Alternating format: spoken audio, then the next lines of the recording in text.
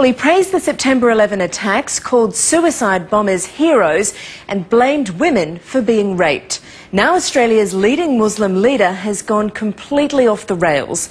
The man dubbed the Thick Sheikh by one newspaper has launched an insane attack on our way of life. Sheikh Halayli's been spreading hatred and bigotry for 20 years in this country, and he's been protected by too many people for too long.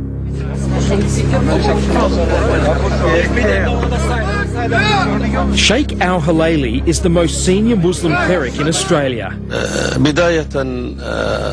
Here he is on Egyptian television this week talking about Australians. Their values are upside down. They have no democracy, no freedom. They are the worst liars and unjust people. Remember, this is the same guy who recently described Aussie women as meat and blamed them for provoking sexual attacks by wearing skimpy clothing. Now he's telling the world that Australia has no freedom or democracy and that we're liars and unjust people. And that's not all. Here he is claiming Muslims were in Australia before European settlers. Australia is no longer Anglo-Saxon. We've been in Australia longer than them. Islam is deep-rooted in the Australian soil. Islam was here before the English fleet. What he's saying is he's got more right to be here than non-Muslims. Andrew Bolt from Melbourne's Herald Sun newspaper has long been critical of Sheikh Halayli. For more than 20 years has said things like this and worse, and is still the leading mufti, the leading imam in Australia. What does this say about Muslims in Australia, that this man continues, after all is done, to represent them? The Sheikh's interview was broadcast in Egypt on Monday night and seen around the world the following day on satellite TV. Here he insults our heritage. The English and Anglo-Saxons arrived in Australia as convicts in handcuffs. We paid from our own pockets and went there as free people. If he calls himself an Australian, then he shouldn't be saying what he's saying. He needs to conform himself to our society as to what we believe is right and wrong. I do understand that some people will be offended, and I do apologise to anyone who's offended. Kaiser Trad from the Islamic Friendship Association continues to defend the controversial sheikh, claiming yet again that he's being misunderstood. In that interview, he's addressing people from a different cultural background and people with different cultural understandings, and in that context you start to understand why the language has to be slightly different. The Sheikh has a record going back 20 years, not only of saying vile things like this, but then immediately claiming, once he's caught, that he's been misquoted. You know he's not. You have two translations, I've seen them. He's not been misquoted, he's been caught out again.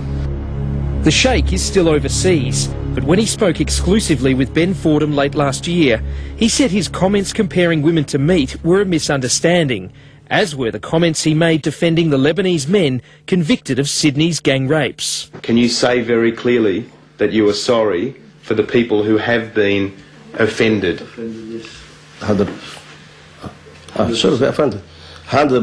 I can't hear you misunderstanding. I can't hear you saying sorry. He misunderstanding.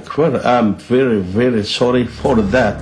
But you have to wonder about the sincerity of that apology, when less than 3 months later, he's telling the world the rapes didn't even happen. They arranged to meet in a public park at 2 or 3 a.m. in the morning, and it was agreed on. And he's not suggesting there was no rape, he's saying essentially there was no rape. The sex agreed on.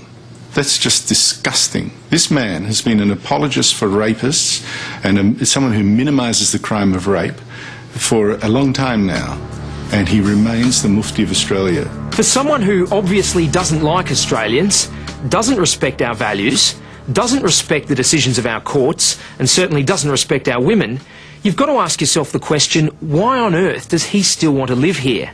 And why is he allowed to continue to hold such an important position in the Muslim community? When people like him are allowed to speak for the Muslim community, when people who criticise him are damned as racist and whatever, then what you will get one day is a very ugly reaction, Cronulla times 10, which no one should want. What do you believe should happen to this bloke? What is the most critical thing now to do is for Muslims themselves to look at Halayli.